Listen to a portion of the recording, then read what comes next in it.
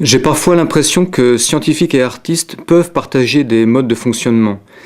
Bien que art et science soient au moins en un point très différents, la science veut la recherche d'une vérité qui est a priori non contestable, alors qu'en art, le jugement est purement subjectif et chacun a le droit d'aimer ou non, pour les raisons qui lui sont propres, un artiste, qu'il s'agisse de Mozart ou de sa belle-mère lorsqu'elle fait du macramé.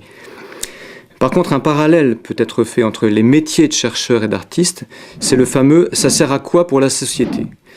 Je travaille à l'INRA dans une équipe qui vise à développer des nouvelles méthodes de lutte contre des insectes qui ravagent les cultures.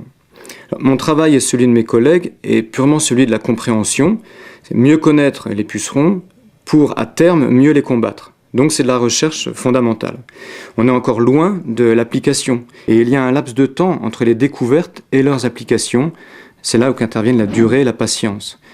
Et en ce moment, en biologie, on vit l'ère de la génomique qui permet de décrire beaucoup d'organismes. C'est un peu comme une nouvelle conquête spatiale de mon point de vue. Et c'est un peu un parallèle comme ces grands mouvements artistiques qui ont fait ou qui font avancer les pensées et les libertés.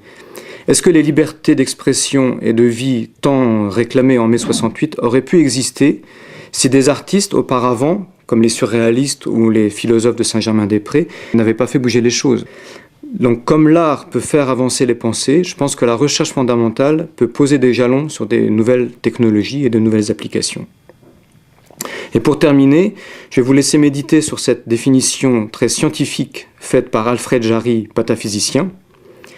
Dieu est le plus court chemin de zéro à l'infini. Dans quel sens, dira-t-on ? Nous répondrons, plus ou moins Dieu est le plus court chemin de zéro à l'infini, dans un sens ou dans l'autre.